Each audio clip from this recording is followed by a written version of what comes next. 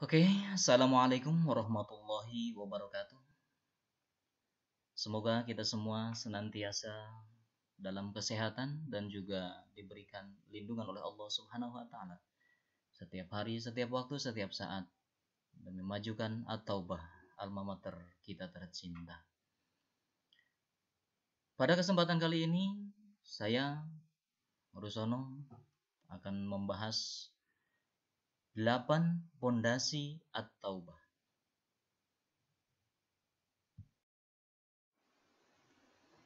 Sebelum kita jauh membahas 8 pondasi at-taubah, saya akan mengangkat satu dasar daripada itu semua, yang mana ini semua lahir dari muasas atau pendiri at-taubah itu sendiri. Siapakah pendiri at-taubah? Pendiri at-taubah adalah beliau Bapung Sumadyo bin Murmawikarta almarhum. Beliau lahir di Cilacap tanggal 21 Agustus tahun 1949 dan beliau wafat di Pesahangan tanggal 17 April 2018 miladiah pada usia 69 tahun, tepatnya tanggal 1 Sa'ban 1439 Hijriah, bertepatan dengan hari ulang tahun saya sendiri yaitu 17 April. Oke, kemudian beliau memiliki seorang istri yaitu Indumenah Sumadyo dan meninggalkan 6 orang anak. Yang pertama Ibu Herna Homsiati, anak yang kedua Bapak Komarudianto, anak yang ketiga Ibu Tri Astuti, dan yang keempat Bapak Hadi Kusworo, yang kelima Ibu Ampur Miasi, dan yang keenam Ibu Cici Supriyatin. Beliau memperjuangkan at-taubah dengan penuh lelah letih dan luar biasa.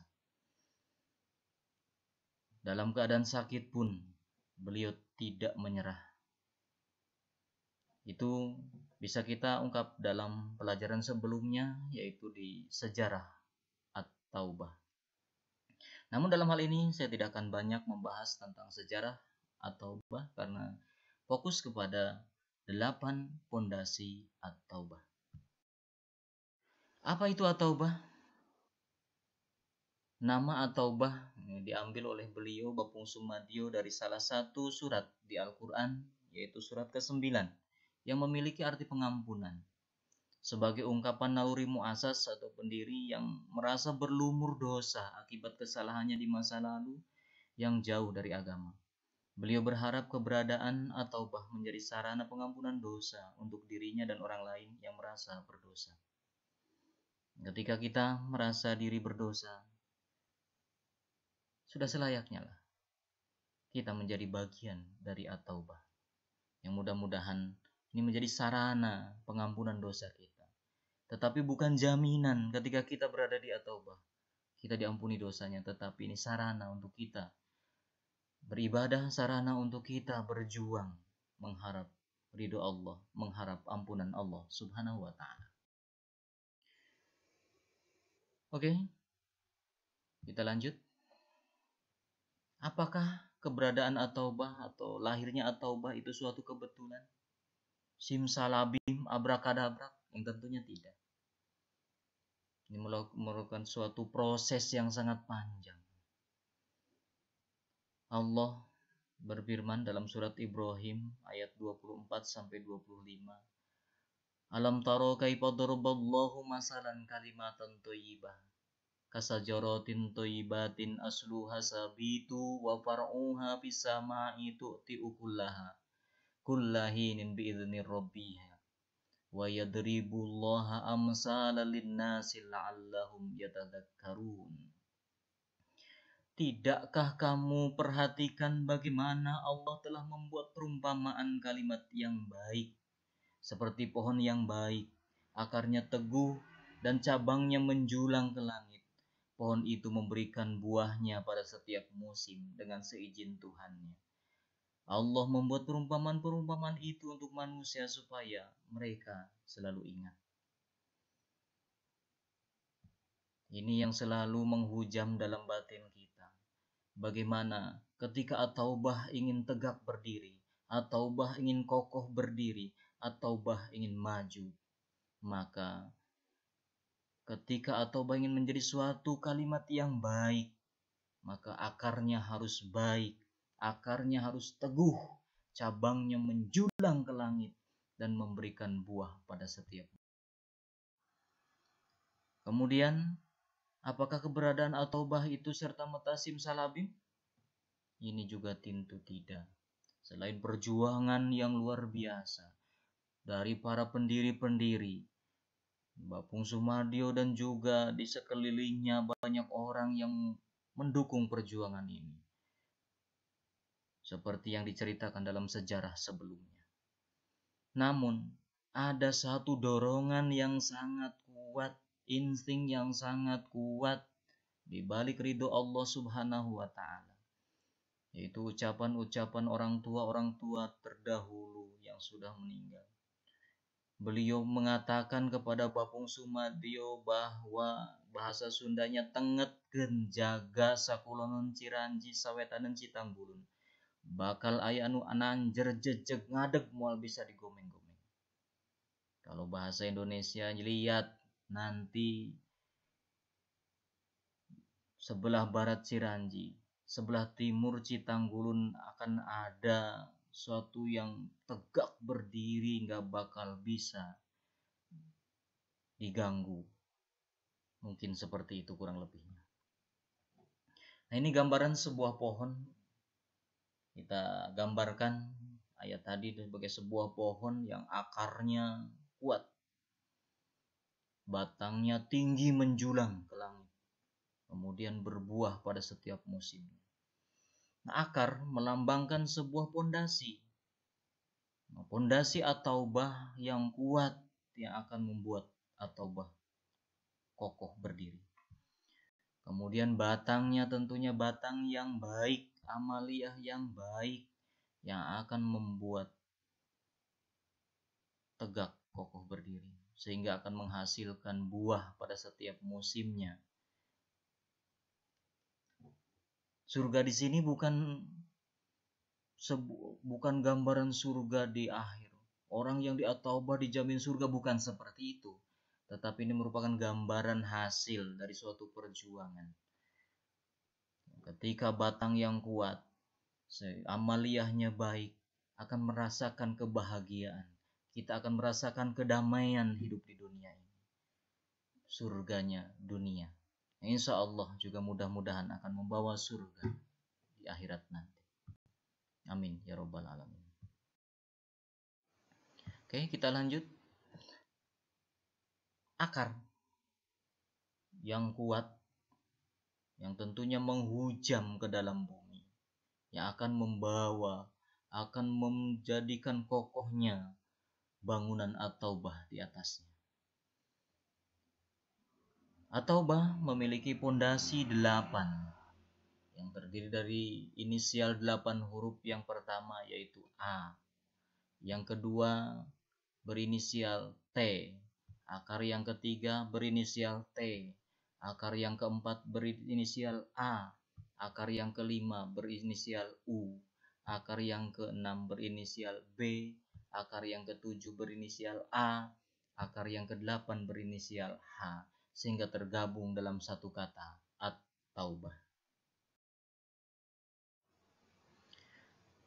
8 pondasi at-taubah. Mana tadi A, T, T, A, U, B, A, H. A-nya asaskan Al-Quran dan As-Sunnah. T-nya taqarrub ilallah jadi kewajiban. T yang ketiga toleransi dan tawadu terhadap lingkungan. Kemudian A-nya amanah jiwa dan raga. U-nya usaha sungguh-sungguh. B-nya bismillah sebagai modal. A-nya alhamdulillah pada yang ada. H-nya hasilnya tulus ikhlas lillahi ta'ala. Ketika 8 pondasi ini menghujam dalam diri warga at-taubah, insya Allah akan mampu menjadikan bangunan at-taubah yang kokoh, kuat. Maka 8 pondasi ini harus kita jiwai, harus kita maknai, sehingga menjadi suatu kebiasaan, menjadi suatu karakter buat warga atau bah. Pondasi yang pertama yaitu asaskan Al-Quran dan As-Sunnah. Dari manakah pondasi ini? Berdasar dari petuah muasas. Itu penetapan pondasi ini berdasarkan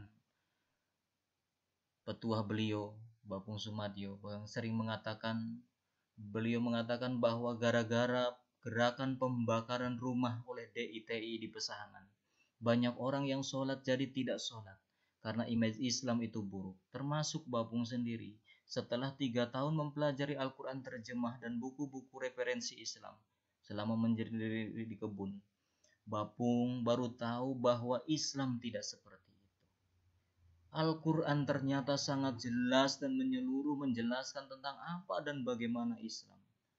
Makanya beliau selalu berpesan, kembalikan semuanya kepada Al-Quran, kembalikan semuanya kepada As-Sunnah. Allah sudah memberikan pegangan yang sangat kuat buat kita semua.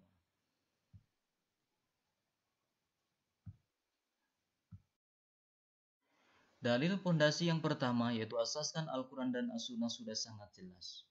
Rasulullah SAW bersabda, "Taraktu fikum amrayni lan tadilu ma tamassaktum bihima, kitaballah wa sunnatu rasulih." Yang artinya, aku tinggalkan padamu 2 perkara. Kamu tidak akan sesat selama berpegang kepada keduanya. Apa itu?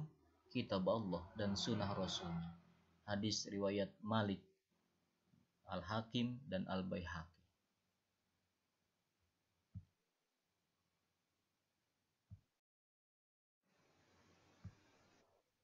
Kemudian pondasi yang kedua, taqarrub ilallah jadi kewajiban.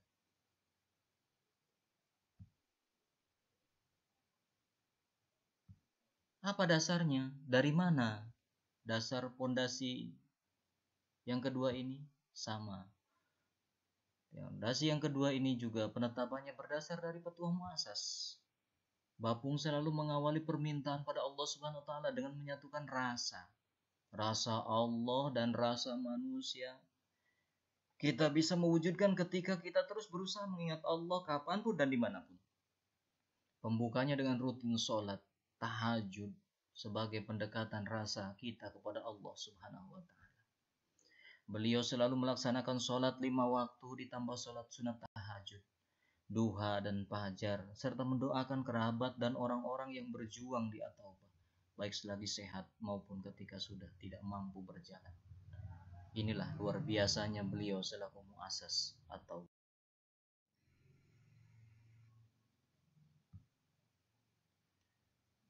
kemudian dalil pondasi yang kedua, taqarrub ilallah jadi kewajiban.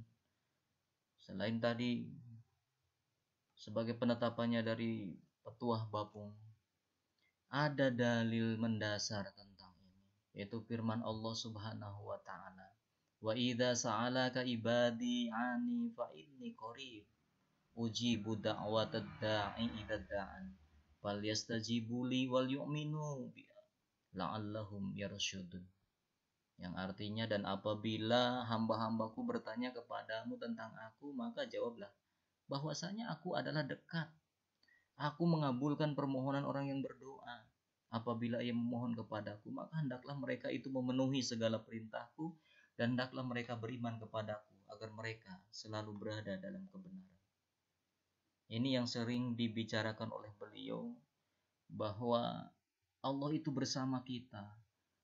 Allah selalu bersama kita. Mintalah kepada Allah, memohonlah kepada Allah. Allah memiliki semuanya, Allah memiliki segalanya. Ketika kita memenuhi perintahnya, ketika kita menjauhi larangannya, Allah akan mengabulkan doa kita.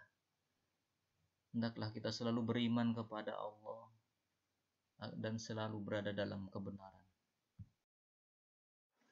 Kemudian dari Anas radhiyallahu anhu berkata bahwa Rasulullah SAW bersabda tentang yang diriwayatkannya dari Tuhannya, "Bila seorang hamba mendekat kepadaku sejengkal, maka aku mendekat kepadanya sehasta. Bila dia mendekat kepadaku sehasta, maka aku akan mendekatinya sedepan. Dan apabila dia mendekatiku dengan berjalan, maka aku mendekatinya dengan berlari. Hadis riwayat Bukhari. Jadi jangan takut Allah jauh dari kita. Allah selalu bersama kita. Allah selalu dekat dengan kita. Sejauh mana kita mendekat kepada Allah? Sudahkah kita setiap waktu, setiap saat ingat pada Allah? Sudahkah pikiran kita, batin kita selalu terpaut dengan Allah Subhanahu wa taala? Taqarrub ilallah jadi kewajiban. Ini merupakan suatu petuah dari Bapung. Bagaimana bagi Bapung sendiri taqarrub itu kepada Allah menjadi kewajiban. Bagaimana setiap malam mendekat kepada Allah. Batinnya selalu berusaha ingat dengan Allah. Selalu ingat kepada Allah Subhanahu wa taala. Apa sih itu taqarrub ilallah? Taqarrub ilallah, taqarrub berasal dari akar kata qurb, dekat, atau dan akriba atau kerabat. Kata taqarrub dalam bahasa Arab artinya mendekat. Taqarrub ilallah artinya mendekatkan diri kepada Allah dengan menjalankan kewajiban-kewajiban yang telah ditetapkannya. Bagaimana kita mendekati pejabat atau kita mendekati bos kita yang tentunya kita dengan melaksanakan apa yang diperintahkannya sehingga kita makin dekat dengannya. Begitu juga dengan Allah Subhanahu wa taala. Dengan kita melaksanakan perintah Allah, dengan kita menjauhi larangannya, terus makin mendekat kita kepada Allah Subhanahu wa taala. Sehingga kita taqarrub kita, pendekatan kita kepada Allah makin dekat dan merasa satu rasa dengan Allah.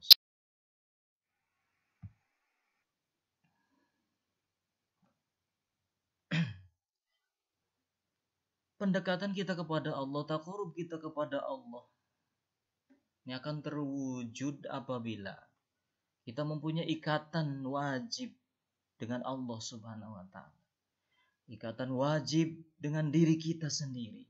Ikatan wajib dengan sesama manusia. Bagaimana hubungan kita dengan Allah, kita perbaiki. Bagaimana hubungan kita dengan diri kita sendiri, jangan lupa. Kita juga harus memiliki hubungan dengan diri sendiri. Bagaimana kita pahami diri kita, bagaimana kita mengenali diri kita.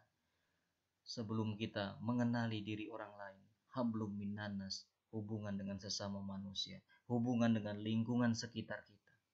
Ketika tiga ikatan ini baik, ikatan dengan diri kita baik, ikatan dengan sesama manusia kita baik, ikatan hubungan dengan Allah kita baik, maka taqarrub ilallah akan menjadi suatu keharusan, akan menjadi suatu ikatan yang ada dalam batin kita. Sehingga warga At-Taubah memiliki ikatan dengan Allah Subhanahu wa taala. Nah, bagaimana cara melatih taqarrub ilallah? Taqarrub ilallah tidak serta-merta ada dalam diri kita. Tentunya harus dilatih dan dilatih sehingga menjadi kebiasaan. Taqarrub ilallah bisa terwujud dengan pertama jalan taubat. Bagaimana caranya taubat? Pertama, mengakui kesalahan kita, mengakui dosa kita, mengakui apa yang menjadi kelemahan kita selama ini. Kemudian kita menyesali dosa kita, menyesali perbuatan-perbuatan salah kita, dan berjanji untuk menjauhi, tidak hanya berjanji, tetapi juga melakukan, benar-benar menjauhi apa yang sudah menjadi dosa kita selama ini. Kemudian jalan yang kedua, taqarrub ilallah akan terwujud dengan jalan kita sering beramal. Beramal di sini baik yang mahdoh maupun ghairu mahdoh. Mahdoh tentunya yang diperintahkan oleh Allah Subhanahu wa taala. Ghairu mahdoh yang tentunya dengan sesama manusia. Kita membantu sesama, kita peduli kepada sesama. Itu akan melatih kita taqarrub ilallah. Kemudian yang ketiga, jalan tafakul, perenungan diri. bagaimana kita merenungkan diri kita, dari mana asal kita, siapa yang mengatur kita, akan kembali kemana kita, siapakah diri kita. Ini akan menjadikan satu takarub kepada Allah. Perenungan alam semesta. Bagaimana kita melihat sekeliling kita. Iqra, bacalah sekeliling kita. Dari mana mereka berasal, untuk apa mereka ada, dan akan kemana mereka kembali. Semua akan mengembalikan batiniah kita, akan makin mendekatkan diri kita kepada Allah Subhanahu wa Ta'ala. Apabila ini selalu setiap hari kita lakukan, maka taqarrub ilallah akan terwujud. Kemudian kita lanjut kepada pondasi yang ketiga, yaitu toleransi dan tawadu terhadap lingkungan.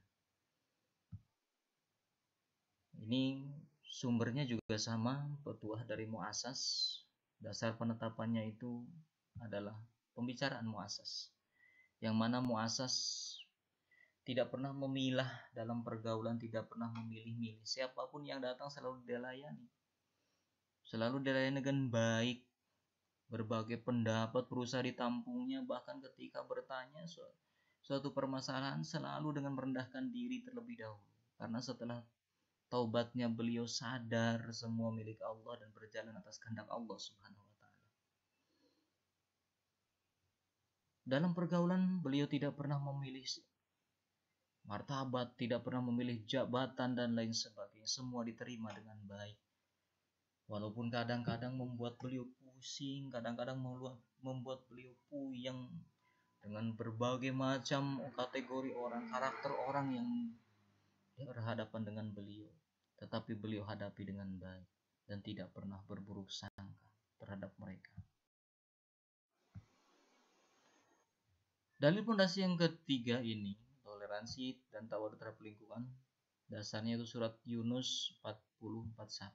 Salah satunya, wa minhum may yu'minu bihi wa minhum man la yu'minu bihi wa rabbuka 'alamu bil mufsidin wa in kadzabuka faqul amali wa lakum amalukum antum bari'una mimma a'malu wa anna bari'un mimma ta'malun.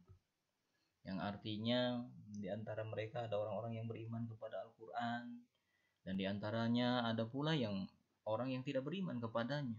Tuhanmu lebih mengetahui tentang orang-orang berbuat kerusakan. Jika mereka mendustakan kamu, maka katakanlah, bagiku pekerjaanku dan bagimu pekerjaanmu. Kamu berlepas diri terhadap apa yang aku kerjakan, dan aku pun berlepas diri terhadap apa yang kamu kerjakan. Jadi ketika kita berhadapan dengan orang, ini sudah fitrah Allah. Ada orang yang beriman dengan Al-Quran, ada orang yang beriman kepada Allah, ada orang yang percaya dengan Allah, ada orang yang tidak percaya dengan Allah, ada orang yang memperbaiki alam, melestarikan alam, ada orang yang merusaknya, mendustakannya. Wah, ini sudah fitrah dari Allah Subhanahu wa Ta'ala. Maka ketika seperti itu, ucapkanlah, katakanlah, bagiku pekerjaanku, bagimu pekerjaanmu. Kamu lepas terhadap apa yang aku kerjakan, dan aku lepas diri terhadap apa yang kamu kerjakan. Amaluna amalukum, amaluna amalukum amalukum.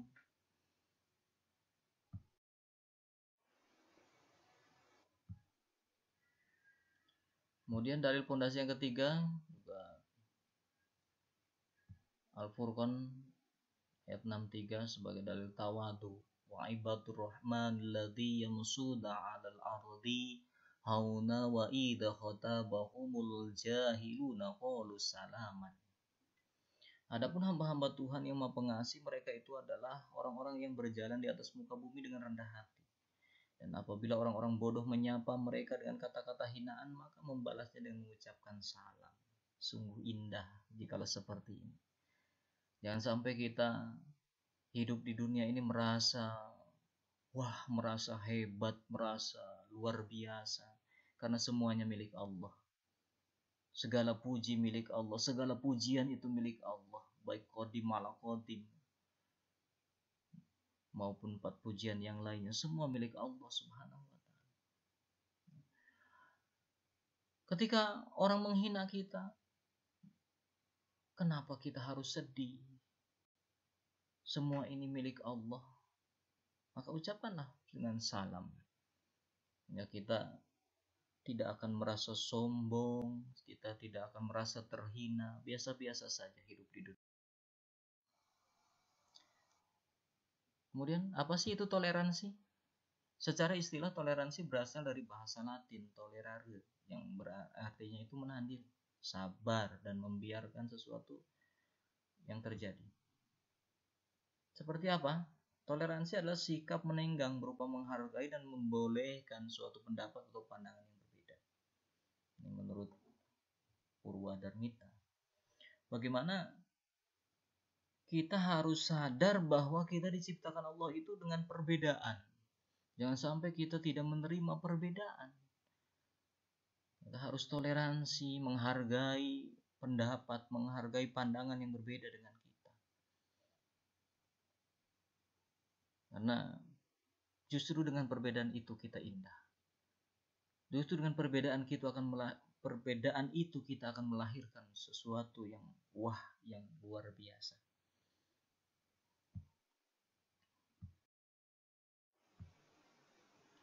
Kemudian tawadu. Apa sih itu tawadu? Tawadu menunaikan segala yang hak dengan bersungguh-sungguh. Taat menghambakan diri kepada Allah, bukan hamba orang banyak, bukan hamba hawa nafsu, dan bukan karena pengaruh siapapun, dan tanpa menganggap dirinya tinggi. Ini tawadu, tidak pernah menganggap dirinya tinggi, selalu rendah hati. Ingat, bukan rendah diri tetapi rendah hati. Yakin bahwa semuanya milik Allah dan akan kembali kepada Allah. Yang ada pada diri kita milik Allah. Kenapa kita harus sombong? Dan sewaktu-waktu bisa diambil oleh Allah. Apa yang bisa kita lakukan ketika itu diambil oleh Allah Subhanahu wa Ta'ala? Ciri-ciri orang tawadu seperti apa? Yang pertama, ketika dia makin bertambah ilmunya, dia akan makin bertambah kasih sayang kepada sesama. Bukan merasa diri wah, tetapi dia makin kasih sayang. Kemudian semakin bertambah amalnya, dia semakin takut dan waspada. Banyakan orang bertambah amalnya itu merasa diri hebat, makin merasa diri paling banyak amalnya. Tetapi kalau orang tawadu tidak seperti itu. Orang tawadu ketika amalnya makin banyak, makin dia semakin takut dan semakin waspada. Takut apa? Waspada apa?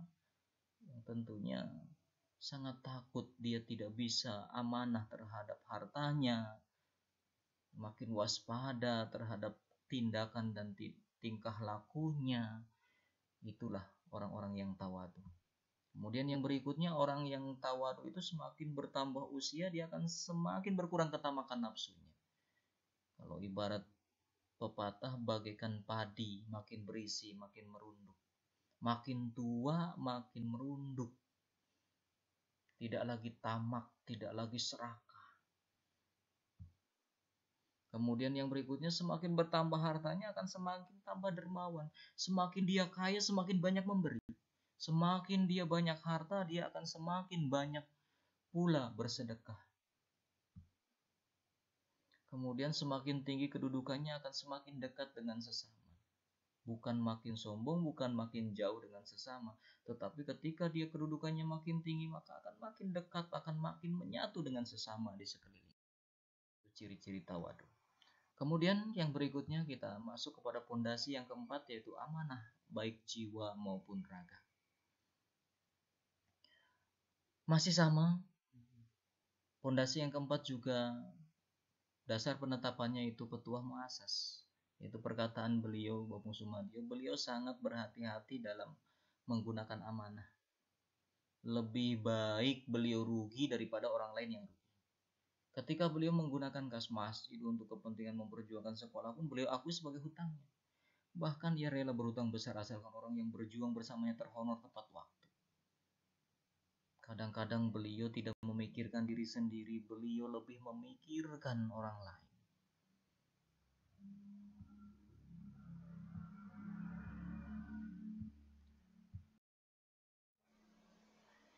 Dalil pondasi yang keempat ini, amanah baik jiwa maupun raga. Firman Allah Subhanahu wa taala berkenaan dengan amanah. Ya, Quran surat An-Nisa ayat 58 sebagai berikut. Innallaha ya'murukum antu'adul amanati illa ahliha wa idha hakamtum bainan nasi antahkumu bil adli innallaha ni'ima ya'idukum bihi innallaha kana sami'an basira. Artinya sesungguhnya Allah menyuruh kamu menyampaikan amanah kepada yang berhak menerimanya dan menyuruh kamu apabila menetapkan hukum di antara manusia supaya kamu menetapkan dengan adil. Sesungguhnya Allah memberi pengajaran dengan yang sebaik-baiknya kepada kamu. Sesungguhnya Allah Maha mendengar lagi Maha melihat. Dan di ayat lain dikatakan bahwa amanah ini sudah diberikan kepada langit, kepada bumi, kepada gunung, semuanya menolaknya. Hanya manusia yang menerima amanah. Maka dikatakan manusia itu doliman, manusia itu menganiaya diri, manusia itu bodoh, jahulan, kata Allah. Tetapi apa? Allah yakin ada manusia-manusia yang mampu mengemban amanah. Tidak semua manusia itu bodoh, tidak semua manusia itu doliman, tidak semua manusia itu jahulan. Ada manusia yang mampu mengemban amanah. Warga at-Taubah semua ini harus mampu mengemban amanah baik jiwa maupun raga. Bagaimana memiliki tingkah laku yang baik, memiliki ucapan-ucapan yang baik, memiliki gerak-gerik yang baik, memiliki citra yang baik. Ketika kita diberikan kepercayaan oleh orang lain, dipegang dengan kuat. Memang amanah itu apa sih? Amanah memiliki arti dipercaya atau terpercaya. Amanah adalah segala sesuatu yang harus dipertanggungjawabkan dan berkaitannya dengan orang lain atau pihak lain. Pihak lain di sini bisa Allah Subhanahu wa taala. Bagaimana kita diberi amanah oleh Allah nanti harus dipertanggungjawabkan di hadapan Allah. Amanah bisa berupa benda, pekerjaan, perkataan, atau kepercayaan. Maka ketika kita diberikan kepercayaan oleh orang lain, peganglah dengan kuat amanah itu. Laksanakan dengan baik amanah itu. Jangan sampai kita khianat terhadap amanah yang diberikan.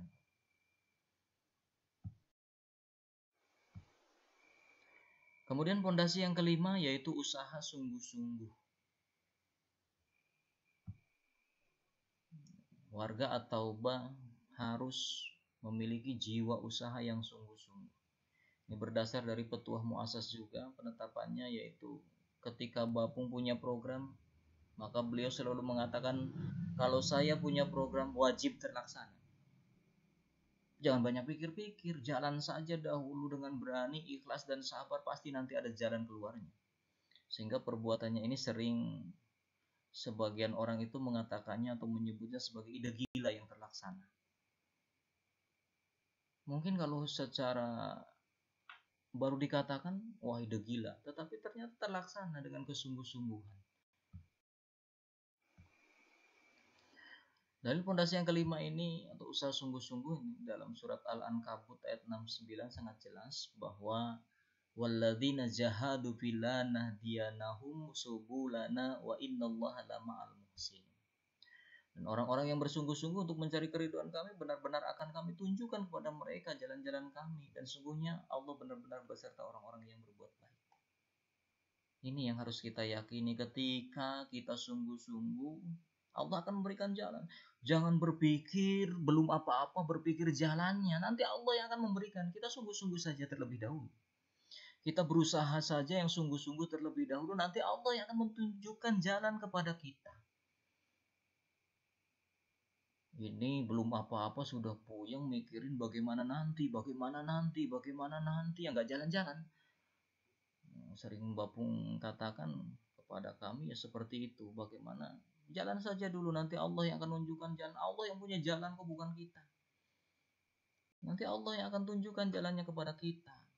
Jangan sombong kita berpikir tentang jalan terlebih dahulu seperti apa jalannya. Karena Allah yang punya jalan, bukan kita. Nah, usaha sungguh-sungguh ini biasa disebut juga sebagai dalam pepatahnya itu dikatakan bahwa menjada wajada man. Barang siapa jada, bersungguh-sungguh, wajada, maka ia akan mendapatkan.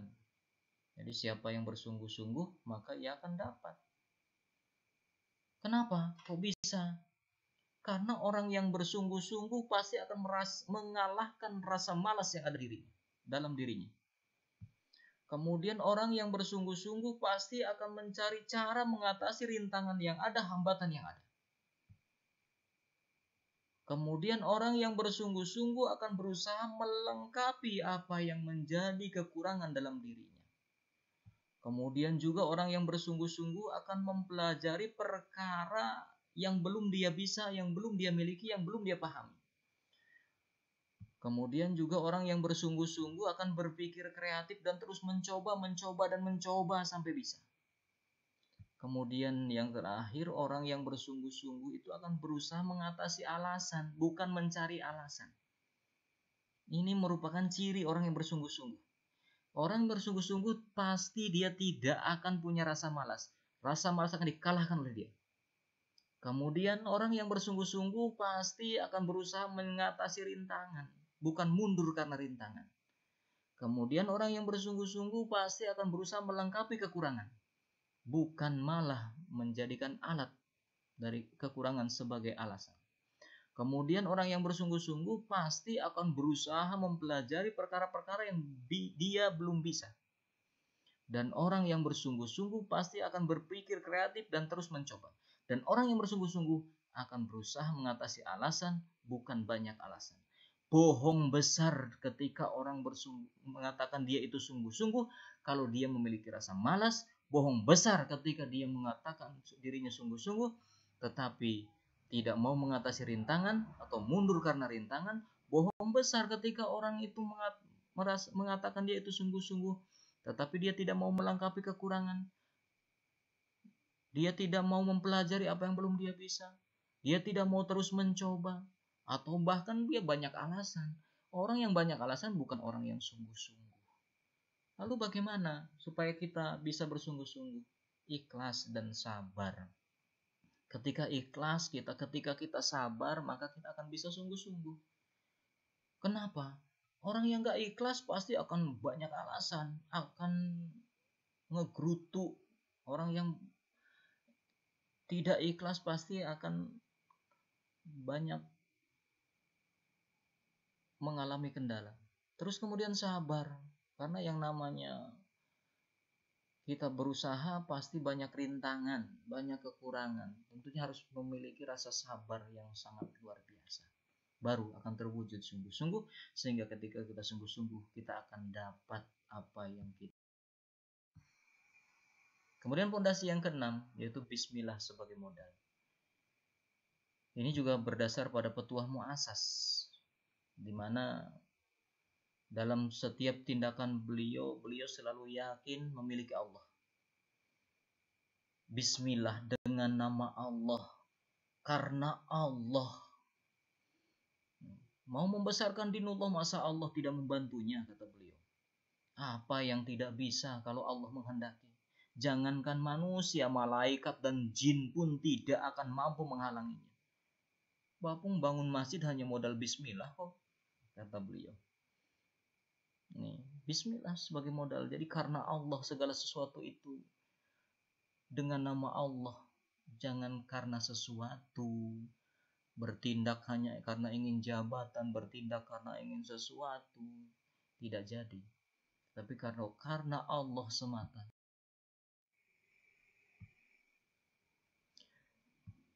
Dalil pondasi yang keenam, bismillah sebagai modal.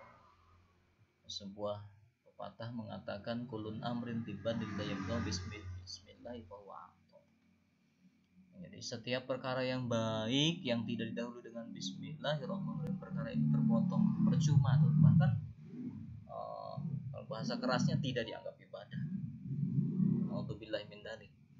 Makanya awalilah perbuatan kita, awalilah tindakan kita dengan mengucap Bismillahirrahmanirrahim, dengan basmalah. Kul amaru rabbi bil qisti wa aqimu wujuhakum inda kulli masjidi wad'uuhu mukhlisina lahuddin kama bada'akum ta'udun. Katakanlah, Tuhanku menyuruhku untuk berlaku adil, dan hadapkanlah wajahmu kepada Allah pada setiap sholat, dan sembahlah Dia dengan mengikhlaskan ibadah semata-mata hanya kepadanya. Kamu akan dikembalikan kepadanya sebagaimana kamu diciptakan semula. Ini bagaimana kita harus ikhlas dalam ibadah semata-mata hanya karena Allah, hanya kepada Allah, bukan karena sesuatu.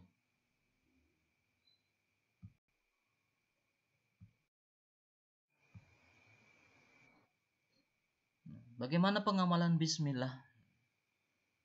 Pengamalan bismillah sering beliau ucapkan, yaitu tidak cukup dengan qaul, tidak cukup dengan ucapan. Pengamalan bismillah ini ada dua, yang pertama dengan ucapan atau bil qauli, yang kedua dengan keyakinan atau bil i'tiqadi.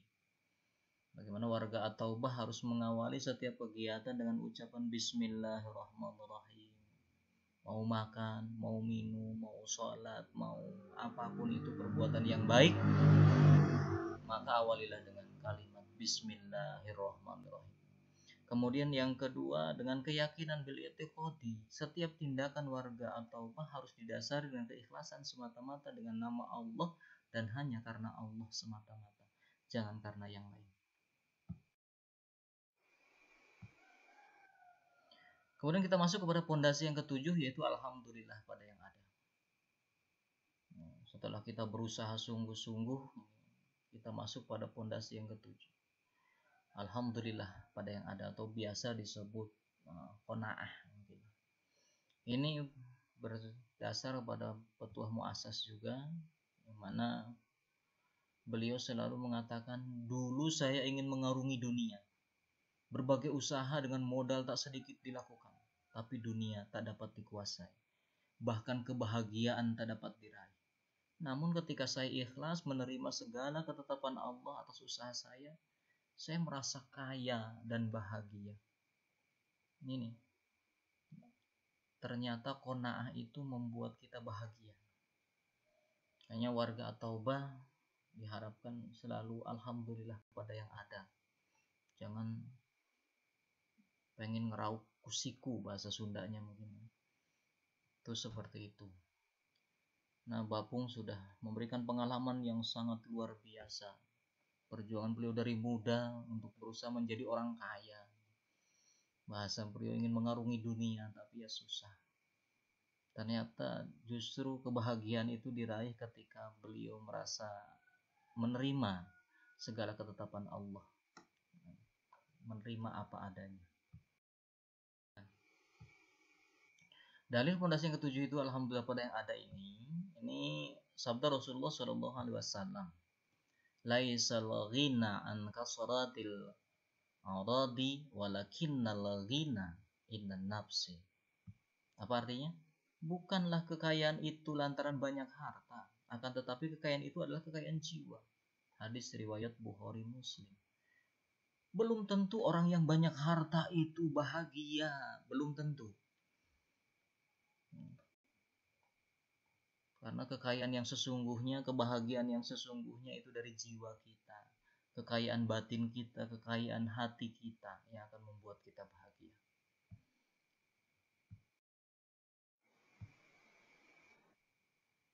Apa sih itu qanaah? Qanaah secara bahasa itu rela atau merasa cukup. Rela dan merasa cukup dengan apa yang dimiliki serta menghindari rasa tidak puas dalam menerima pemberian dari Allah SWT. Itu qanaah, jadi menerima apa adanya. Tapi bukan malas-malasan. tiduran, pasrah tanpa usaha. Tidak, bukan seperti itu. Qanaah di sini setelah kita usaha sungguh-sungguh, kita terima apa adanya. Jadi bukan yang malas-malasan, bukan yang tidur-tiduran, bukan. Oke, kita masuk pada pondasi yang terakhir, itu pondasi yang ke-8. Hasilnya tulus ikhlas lillahi ta'ala. Ini juga berdasar petuah muasas, penetapannya yang mana beliau tidak pernah ragu dalam melakukan tindakan atau program untuk kebaikan. Meski hambatannya besar sebesar apapun, namun kata beliau, kenapa takut? Bapung mah punya Allah kok. Allah tahu yang terbaik buat kita. Serahkan saja sama Allah. Orang kita diperintahkan untuk usaha. Masalah hasil lillahi ta'ala, ikhlas saja, ikhlaskan saja. Allah sudah mengatur semuanya. Walaupun kadang menurut kita pahit, tetapi itu yang terbaik bagi kita. Dalil pondasi yang ke-8 ini adalah hasil tulus ikhlas lillahi ta'ala, itu firman Allah dalam surat At-Tolak ayat 3 yang berbunyi, wa may yatawakkal 'alallah fahuwa hasbuh. Barang siapa bertawakal kepada Allah, niscaya Allah akan mencukupkan keperluannya. Tenang saja, kalau kita berpasrah kepada Allah, tawakal kepada Allah, setelah berusaha tentunya, Allah akan mencukupkan keperluan kita. Ini sudah janji Allah. Dan innallaha la yukhliful mi'ad. Allah itu nggak pernah ingkar dengan janji.